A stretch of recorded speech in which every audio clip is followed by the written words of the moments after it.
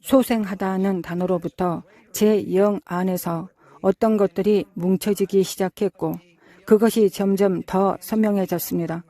그리고 그 중심에는 바로 부흥이 있다는 것을 깨달았습니다.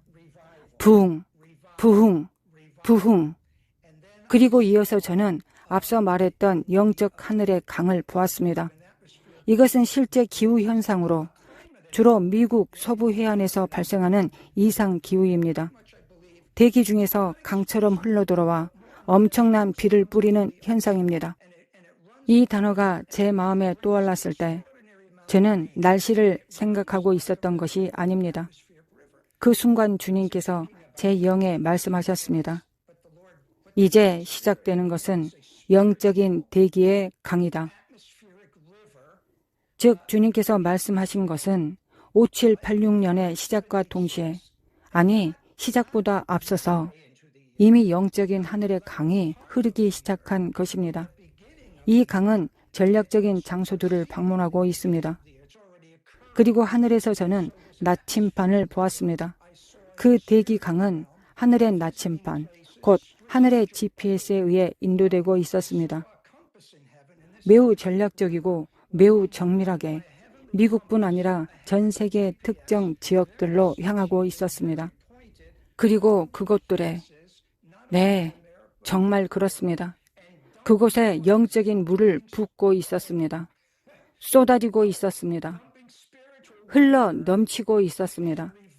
하나님께서 하시려는 일의 깊은 곳으로부터 부흥이 솟구쳐 오고 있었습니다. 정말 대단했습니다. 네, 그 천사가 지금도 그렇다고 말하고 있네요. 자, 펠릭스, 당신이 말한 그 전략적 장소들, 그 위치가 어디인지도 보셨습니까? 아니요, 그 위치는 보지 못했습니다. 하나님께서 GPS를 손에 들고 계시고 그 하늘의 강은 그분이 정하신 좌표에 따라 흐르고 있었습니다. 그러니 정확한 지역은 제가 모르지만 하나님께서 정하신 곳으로 보내고 계신다는 것은 분명합니다. 하지만 이와 동시에 그 반대편에서 일어나는 일도 있습니다. 미국은 앞으로 어려운 시기를 겪게 될 것입니다. 그 어려움이라는 것이 어떤 의미인지 설명드리고 싶습니다. 제가 본 미국은 마치 해산을 앞둔 여인 같았습니다. 성령님께서 그녀의 배를 누르며 진통을 주고 계셨습니다. 그 압박을 아기가 느껴야 했습니다. 왜냐하면 이 시대 안에서 반드시 태어나야 할 아이이기 때문입니다. 그 아이는 지금 태어나야만 합니다. 그리고 한 가지 더 언급하고 싶은 것이 있습니다. 저는 트럼프 대통령이 이스라엘을 전례 없이 옹호했던 그 행동, 그것이 하나님의 계획 안에서 핵심적인 열쇠였다고 믿습니다. 창세기 12장 3절은 분명히 말씀합니다. 너를 축복하는 자에게는 내가 복을 내리고 너를 저주하는 자에게는 내가 저주하리니. 이 말씀은 개인뿐 아니라 공동체 그리고 모든 나라에 적용됩니다. 트럼프 대통령이 유대인을 축복했던 그 행위는 그 자체로 하나님의 목적을 터치한 것이며 5786년과도 깊이 연결되어 있다고 보고 있습니다. 그 일이 홍수의 수문을 열었습니다. 영광이 임할 수 있는 문이 열린 것입니다. 그건 하나의 열쇠였습니다. 단순히 지정학적이고 예언적인 성취만이 아니었습니다. 그 모든 것은 맞지만 그보다 더 깊은 의미가 있습니다. 그 열쇠로 인해 하늘의 수문이 열렸습니다.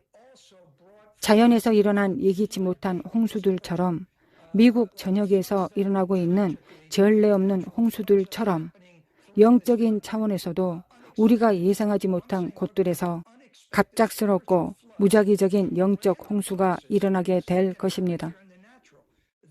텍사스에서 일어난 홍수처럼 미국 곳곳에서 발생한 홍수들이 이제껏 없던 방식으로 터져 나온 것처럼 올해 5786년에는 그와 같은 일이 영적 세계에서 일어날 것입니다. 펠릭스, 지금 말씀하신 것이 아주 중요한 것 같습니다. 제가 제대로 이해했는지 확인하고 싶습니다. 당신 말씀은 트럼프 대통령이 이스라엘을 축복했던 것이 이 하늘의 강과 천사들의 임재, 그리고 미국과 세계 곳곳에 임하는 하나님의 임재를 여는 열쇠가 되었다는 것이군요. 그렇다면 만약 지금 대통령이 트럼프가 아니라 카멀라 해리스나 조 바이든이었다면 이 하늘의 대기의 강의 임재는 어떻게 되었을까요? 네, 시드. 지금처럼 나타나지 않았을 것입니다. 그 임재는 오지 않았을 것입니다. 이런 방식으로 풀려나지 않았을 것입니다. 이건 하나님의 직접적인 개입입니다. 하늘로부터의 직접적인 풀어짐입니다. 이것은 단지 추수만을 위한 것이 아닙니다. 그 내용도 곧 나누겠지만 무엇보다도 창세기 12장 3절의 실제적 능력을 지금 이 시점에서 세상 앞에 실시간으로 보여주기 위한 것입니다. 이스라엘 편에 서는 나라, 이스라엘의 하나님, 참되신 하나님, 어제나 오늘이나 영원토록 동일하신 그분의 편에 서는 자에게 복이 임한다는 그 말씀입니다. 그리고 이 복은 단지 물질적인 복만이 아닙니다. 하나님의 나라 안으로 들어옴으로써 삶 자체가 영원히 변화되는 복입니다. 그래서 저는 만약 트럼프 대통령이 아니었다면 우리가 지금 이런 대화를 하고 있을 이유도 없었을 것이고 저 역시 당신에게 전달해 줄 어떤 것도 없었을 것이라고 믿고 있습니다. 맞습니다, 펠릭스. 하나님의 영광과 하나님의 말씀이 믿음을 가진 자의 입에서 선포될 때 하나님의 결과가 나타납니다. 펠릭스. 자, 본격적으로 5786년 새해 메시지로 들어가기 전에 천사들의 방문과 관련해서 덧붙이고 싶은 것이 더 있습니까? 네, 지금 제가 보고 있는 주제는 해산하는 산고, 그리고 산고입니다. 하나님께서 이제 사람들 안에서 어떤 것을 출산하려 하십니다. 예를 들면 그 말씀과 함께 그 하늘의 대기의 강이 흘러가고 있었고 저는 수많은 사람들이 전임으로 하나님의 왕을 섬기는 자리로 파송되는 장면을 보았습니다. 그러므로 5786년에는 추수 현장으로 나아가는 일꾼들이 증가하고 전진하게 될 것입니다. 또한 특별한 장면도 보았습니다.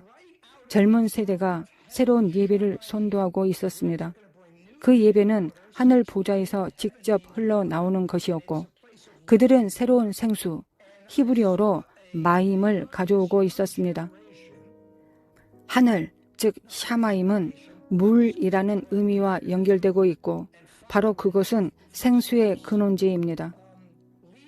이 젊은 세대가 유다 지파처럼 앞장에서 하나님의 나라를 위해 행진하고 있는 것을 보았습니다. 이스라엘 백성이 광야에서 행진할 때 구름이 움직이면 가장 먼저 앞장선 지파는 유다였습니다. 그들은 전쟁터로 나아가면서 예배로 나아갔습니다. 열방들은 그들을 보며 이렇게 말했습니다. 도대체 이 낯선 민족은 누구인가? 전쟁을 하러 가면서 예배를 하다니. 저는 그런 전사 같은 젊은 세대가 일어나 성령, 루아흐 하코데시의 인도 아래 우리 세대가 한 번도 경험해보지 못한 방식으로 예배를 인도하는 장면을 보았습니다.